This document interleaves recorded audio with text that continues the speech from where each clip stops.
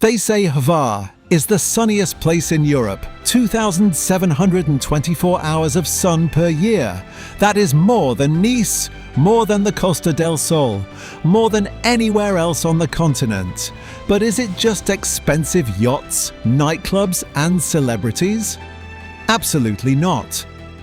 Today I'm taking you to places the guidebooks don't mention, hidden coves, abandoned villages, and I'll reveal the one mistake most tourists make the moment they step off the ferry, a mistake that costs on average €50. Your adventure starts in Split. Most tourists pay a premium for the fast catamaran directly to Hvar town. My advice, take the car ferry to Stari Grad. Why? First, it's cheaper. Second, you can bring a car, essential if you want to explore beyond the main town. And third, the journey itself is an hour of free views that rival any paid tour boat.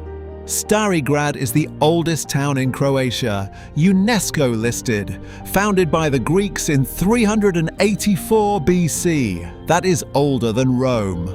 Walk its narrow streets before the crowds arrive in Hvar town. Feel the rhythm of real Dalmatia, slow, unhurried, timeless. Hvar town is stunning. Venetian architecture, marble streets, a fortress crowning the hill above. But here is where the €50 mistake happens. Parking in the main harbour zone and eating on the waterfront will drain your budget before you've even started. A coffee on the main square, Piazza, costs €8. 2 simple meals in the tourist zone, €50 gone. Here is what to do instead.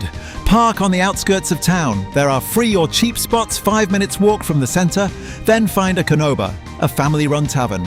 Look for checkered tablecloths and a short menu. That is where locals eat. That is where the food is real, fresh and half the price. After lunch, climb to Fortezza. The view from the fortress walls over the Pakleni Islands is worth every step. If you want real freedom on Hvar, you need to leave land. Rent a small motorboat. You don't need a boating license for the basic models. This changes everything. Head for the Pakleni Islands, the hellish islands. The name is misleading. This is paradise.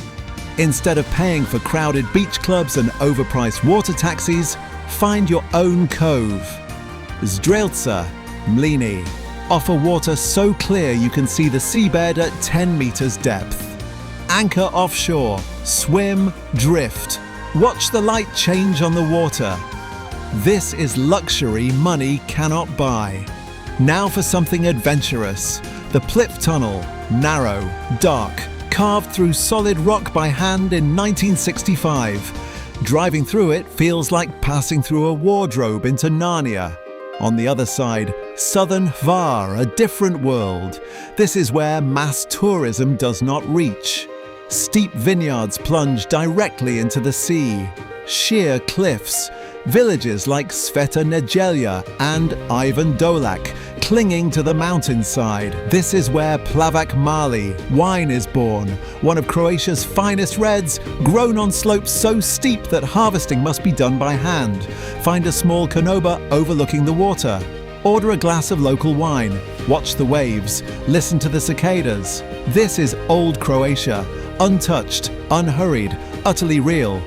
If you have a car, there is one beach you must see. Dubrovica, a small pebble beach tucked into a bay on the southern coast. No beach clubs, no jet skis, just the Adriatic, a few stone houses, and silence. The water here is some of the clearest on the island. Swim out beyond the rocks and you enter a world of turquoise and deep blue where the only sound is your own breathing. This is the difference between tourism and travel. This is why you came. Hvar has 2 faces. It can be loud, expensive, and overwhelmingly commercial, or it can be an oasis of peace, wild beauty, and timeless Mediterranean culture. Everything depends on your choices and your willingness to step off the beaten path. Smart decisions and a little courage will give you the trip of a lifetime, regardless of budget. Hvar is not a trap. It is a treasure. You just have to know where to look. I hope this guide helps you find it. Next time we head to Split to uncover the secrets of a Roman emperor's palace. See you on the road.